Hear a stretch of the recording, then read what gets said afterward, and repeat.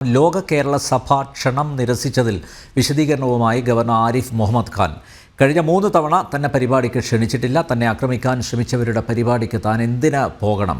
അക്രമത്തെ പിന്തുണയ്ക്കുന്നവർക്ക് ഒപ്പം താനില്ലെന്നും ഗവർണർ പറഞ്ഞു. പ്രശാന്ത് ശങ്കരമംഗലത്ത് വിശദാംശങ്ങളുമായി ചേരുന്നു. പ്രശാന്ത്, എന്തായാലും ഗവർണറുടെ അനുമതിയില്ലാതെയാണ് അദ്ദേഹത്തെ ഉദ്ഘാടകൻ ആക്കിയിരിക്കുന്നത്. ആ പരിപാടിക്ക് പോകില്ല, കഴിഞ്ഞ 2 തവണ തന്നെ ക്ഷണിച്ചിരുന്നില്ല ആ പരിപാടിക്കെന്ന് ആരിഫ് മുഹമ്മദ് ഖാൻ പറയുന്നു. വീണ്ടും സർക്കാരുമായി ഒരു ഏറ്റുമുട്ടലിനുള്ള തയ്യാറെടുപ്പിലാണോ ഗവർണർ? അനിൽ നമ്പ്യാർ, തീർച്ചയായും ഗവർണറുടെ വാക്കുകളിൽ നിന്ന് അത് തന്നെ നമുക്ക് വായിച്ചെടുക്കാം. വീണ്ടും സർക്കാരുമായിട്ടുള്ളൊരു ഏറ്റുമുട്ടലിന് തന്നെയാണ് സാധ്യത. അത്തരത്തിലാണ് ഇപ്പോൾ നീക്കങ്ങൾ നടക്കുന്നത് എന്നാണ് നമുക്ക് അറിയാൻ കഴിയുന്നത്.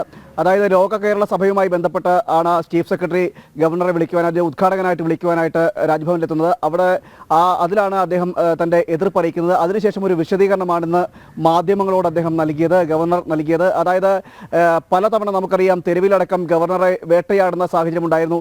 SFI അടക്കം SFIയുടെ നേതൃത്വത്തിൽ കരിങ്കൊടി പ്രയോഗങ്ങളൊന്നും മലയാളി അതുപോലെ തന്നെ കേരള സമൂഹം മറന്നതല്ല. ഇത്തരത്തിൽ നിരവധി തവണ അദ്ദേഹത്തിനെതിരെ അക്രമങ്ങൾ നടന്നു. എന്നാൽ ആ അക്രമങ്ങളിലൊന്നും പ്രതികരിക്കുവാനോ അല്ലെങ്കിൽ അപലപിക്കുവാനോ സർക്കാരോ അല്ലെങ്കിൽ മുഖ്യമന്ത്രിയോ അങ്ങനെ ആരും തയ്യാറായതുമില്ല.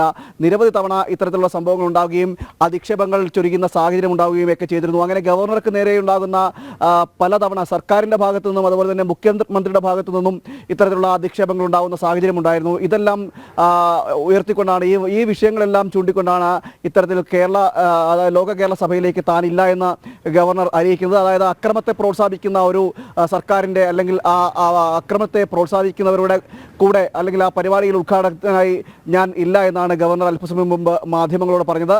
അതിൻ്റെ കാരണങ്ങളും അദ്ദേഹം വെളിപ്പെടുത്തുകയും ചെയ്തു. ഇത്തരത്തിലാണ് പലതവണ അദ്ദേഹത്തെ വേട്ടയാടിയതടക്കമുള്ള പല കാരണങ്ങൾ അദ്ദേഹം സൂചിപ്പിക്കുകയും ചെയ്തു. ഇത്തരത്തിലുള്ള കാരണങ്ങൾ സൂചിപ്പിച്ചുകൊണ്ടാണ് ഈ പരിപാടിയിൽ നിന്ന് താൻ മാറി നിൽക്കുന്നതായിട്ട് അറിയിക്കുകയും ചെയ്തത്. മറ്റൊന്ന് എന്ന് പറയുന്നത്, നേരത്തെ 2 തവണ പരിപാടി നടക്കുകയും ആ പരിപാടികളൊന്നും ഗവർണറെ ക്ഷണിക്കാതിരിക്കുന്ന സാഹചര്യമൊക്കെ ഉണ്ടായിരുന്നു.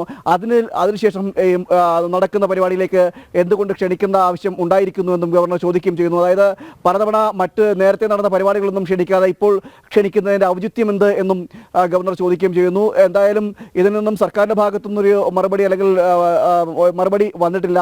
അതിൻ്റെ മറുപടി കൂടിയായിരിക്കും രാഷ്ട്രീയ കേരളം നോക്കിക്കാണുന്നത്. എന്താണ് സർക്കാർ അല്ലെങ്കിൽ പിണറായി മുഖ്യമന്ത്രി അടക്കമുള്ളവർ ഈ വിഷയത്തിൽ എന്താണ് പ്രതികരിക്കുക എന്നടക്കമാണ് ഇനി നോക്കി നിൽക്കുന്നത്. എന്തായാലും സർക്കാരിനൊരു തിരിച്ചടി എന്ന രീതിയിലാണ് അല്ലെങ്കിൽ ഒരു മറുപടി എന്ന രീതിയിലാണ് അല്പസമയം മുമ്പ് ഗവർണർ പ്രതികരിച്ചത്. അനിൽ നമ്പ്യാർ. നന്ദി പ്രശാന്ത്. ലോക കേരള സഭ ക്ഷണം നിരസിച്ചതിൽ വിശദീകരണവുമായി ഗവർണർ ആരിഫ് മുഹമ്മദ് ഖാൻ കഴിഞ്ഞ 3 തവണ തന്നെ പരിപാടിക്ക് ക്ഷണിച്ചിട്ടില്ല. തന്നെ ആക്രമിക്കാൻ ശ്രമിച്ചവരുടെ പരിപാടിക്ക് താൻ എന്തിന് പോകണം എന്നും ഗവർണർ ചോദിക്കുന്നു.